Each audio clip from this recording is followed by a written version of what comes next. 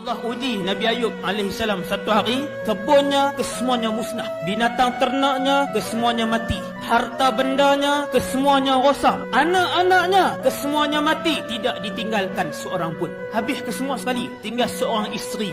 Selama berbelas tahun Nabi Ayub alaihissalam tak boleh bangun, Nabi Ayub alaihissalam tak boleh bekerja. Lepas 5 tahun, lepas 7 tahun, lepas 15 tahun, selepas 17 tahun lebih kurang, barulah isterinya kata, wahai suamiku Ayub alaihissalam, mintalah dengan Allah, lama sangat dah kamu bersabar dengan dugaan Allah Azza wa Jalla. Ini isteri yang hebat ni, Nabi Ayub ni. Dia hebat, alhamdulillah, dalam masa yang sama isteri dia tidak meninggalkan dia. Walaupun semua harta habis, semua tanaman rosak, semua binatang ternakan, anak-anak Nabi Ayub bukan dimatikan 3 daripada 5, bukan 5 daripada 10, kesemua sekali. Nabi Ayub kata, wahai isteriku, berapa lama Allah bagi kekayaan dan kesenangan kepada kita? Isteri dia jawab, 50 tahun lebih kurang. Nabi Ayub kata, wahai isteriku, berapa tahun Allah uji aku dan kita semua sakit dan miskin? Isteri dia jawab, 17 tahun. Wahai isteriku, jumlah dan tempoh yang Allah berikan nikmat dan kesihatan kepada kita adalah jauh lebih panjang daripada jumlah ujian yang Allah berikan kepada kita.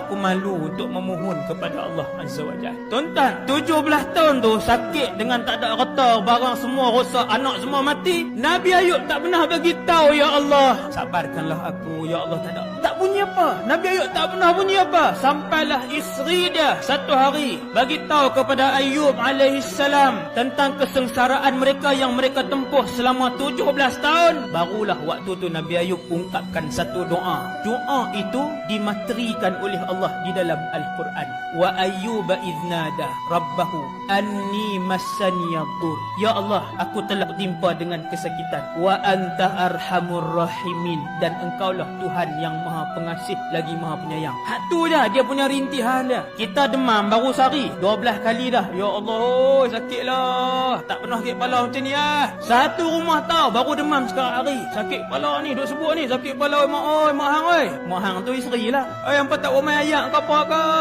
Allahu Rabbi, 17 tahun sekali je Nabi Ayub sebut dengan Allah, terus Allah makbulkan. Allah arahkan Nabi Ayub untuk mandi. Dia pun mandi di sebuah telaga. Allah hilangkan semua penyakit. Allah kembalikan harta dia, kembalikan emas perak kepadanya, kembalikan binatang ternak kepadanya. Dan isteri dia mula melahirkan anak sehingga berjumlah berpuluh-puluh orang lepas tu. Anak Nabi Ayub alaihissalam kerana bersabar.